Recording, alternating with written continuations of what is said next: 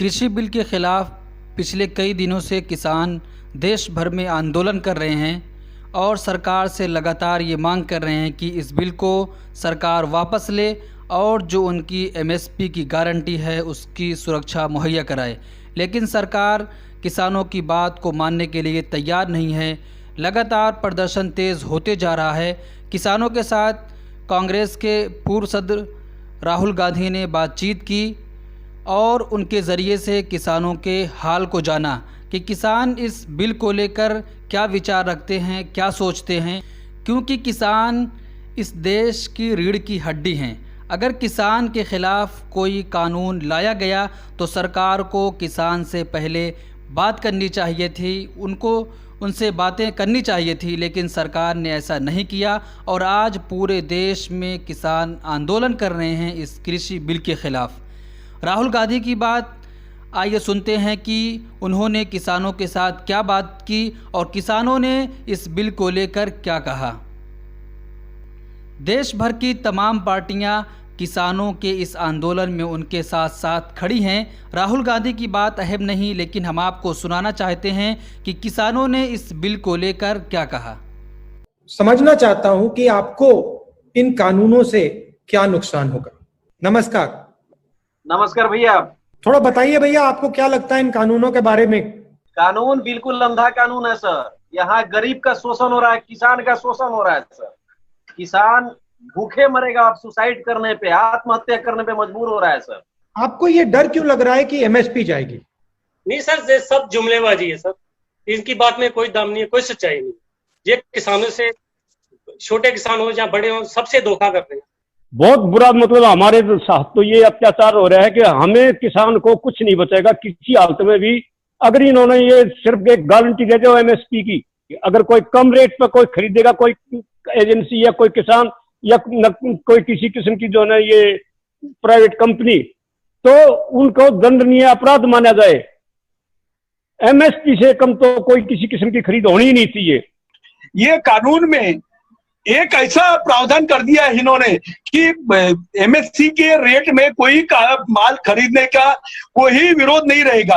यानी कोई खरीद नहीं सकेगा, कोई खरीदना नहीं चाहेगा और उसको विरोध करना चाहेंगे किसान तो उनको जेल में जाना पड़ेगा। ऐसा लगता है मुझे। इस विधेयक से ना किसी जनता का भला होने वाला है, ना शेतकरी वर्ग का कौन सा भला होने वाला है।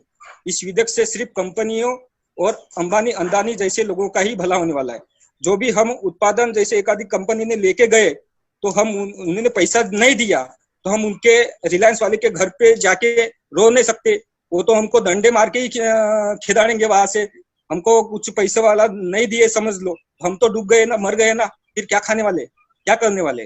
किसान की जो लागत बढ़ती जा रही है, जो फसल बीमा है कि पहले 400 रुपए कुछ होया था कपास के एक एकड़ का, आज 1600 रुपए कुछ करने लग रहे हैं, यानी वो 3-4 गुना बढ़ा दिया।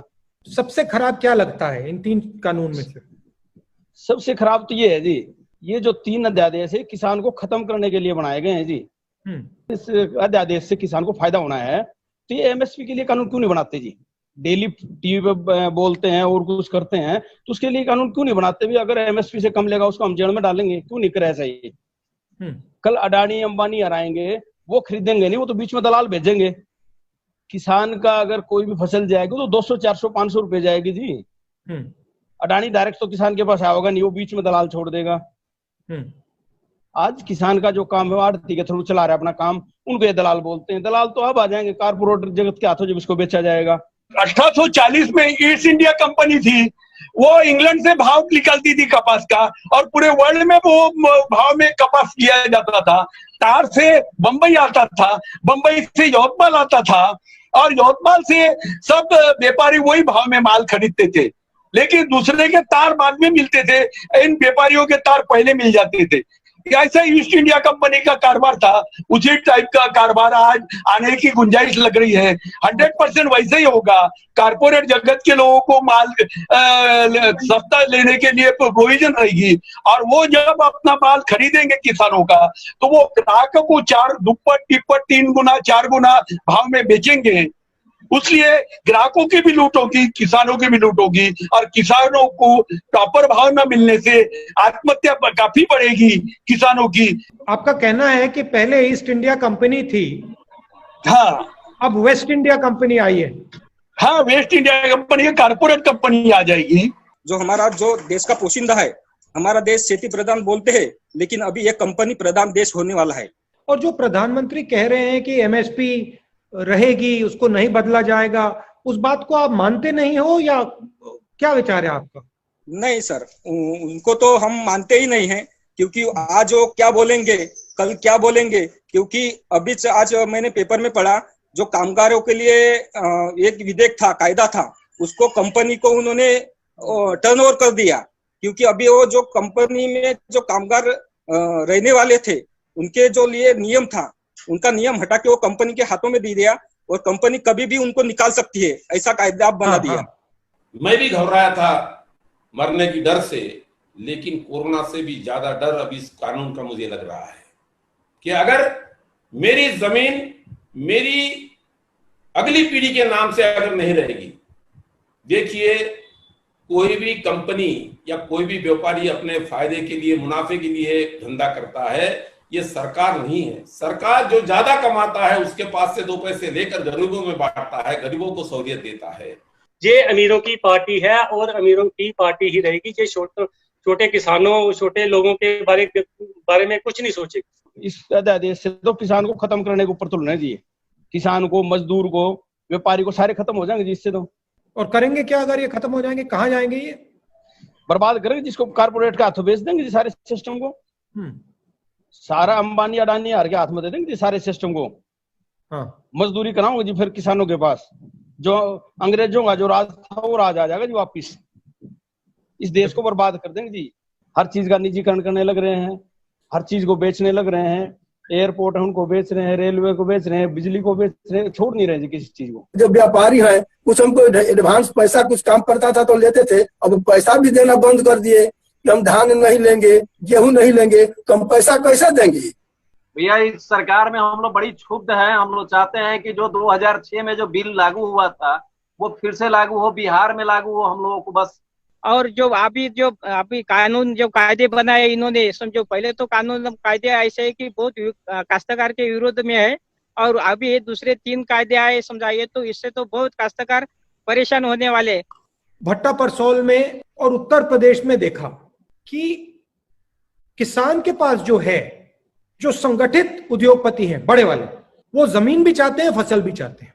और पहली लड़ाई जो मैंने लड़ी वो जमीन अधिग्रहण की थी, और वहां पे मैं अड़ गया था, और उसके कारण पूरे के पूरे मीडिया ने मेरे ऊपर आक्रमण शुरू कर दिया, और वो मैंने झेल लिया। वो कोई बड़ी बात नहीं है उसमें।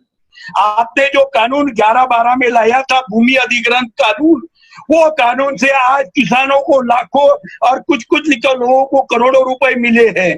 आज तक ये उन्होंने देखा नहीं है इतना पैसा, क्योंकि वो 1894 का कानून था, वो इंग्रज के जमाने का कानून था, वो भूमि अधिग्रहण कानून था, उसमें किसानों की लूट होती थी। वो आपने देखकर, आपने अभ्यास करके जो कानून बनाया 11-12 में, वो किसान के फायदे का कानून हुआ, और वो किसान के फायदे का कानून मोदी जी ने पलटाने की कोशिश की, लेकिन उनको आपकी ताकत के सामने उनको यश नहीं आया है। देखिए, महाराष्ट्र में अभी हम पिछले 5 साल से देखते आ रहे हैं, और 13 मिनट में एक किसान की मौत हो रही थी।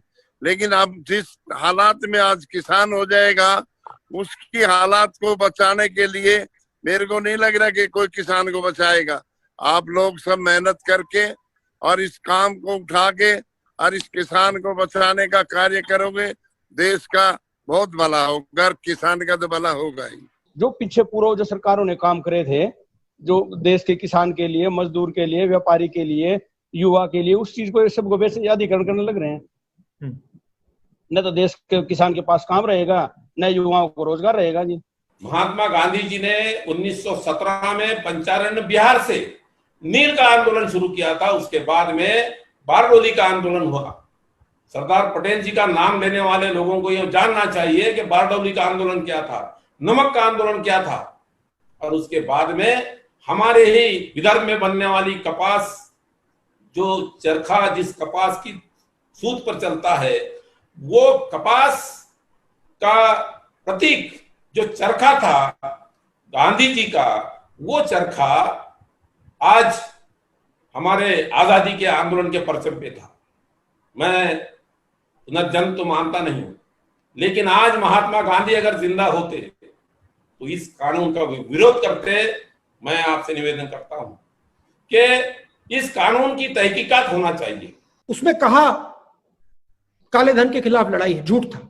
लक्ष्य था जो हमारे असंगठित लोग हैं, किसान हैं, मजदूर हैं, उनको कमजोर किया जाए। उसके बाद में जीएसटी आई, उसका भी यही लक्ष्य था। कोरोना के समय जब पैसा देना था, पैसा नहीं दिया, सबसे बड़े 2-3-4 उद्योगपतियों को दिया, उनकी आमदनी बढ़ती गई, कोरोना में आपकी आमदनी गिरती गई, मगर तब भी पूरा का पूरा पैसा उनको दिया। लक्ष्य हिंदुस्तान की जो रीढ़ की हड्डी है, किसान है, मजदूर है, उसकी रीढ़ की हड्डी को तोड़ने का है, और जो हिंदुस्तान का धन है उसको लेने का है। ये जो 3 कानून है, इसमें और नोटबंदी में कोई फर्क नहीं है, इसमें और जीएसटी में कोई फर्क नहीं।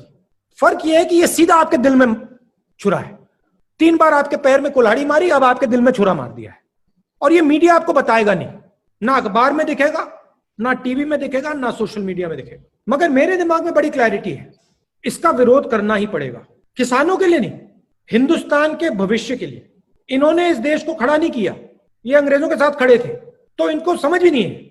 और आपने जो बात बोली, बहुत गहरी बात बोली कि किसान सिर्फ किसान नहीं है, किसान की आवाज युवा में है, किसान की आवाज सेना में है, पुलिस में है, किसान की आवाज में बहुत दम है।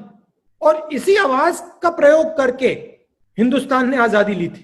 किसान की आवाज से ही हिंदुस्तान आजाद हुआ, और एक बार फिर आज किसान की आवाज से हिंदुस्तान आजाद होगा।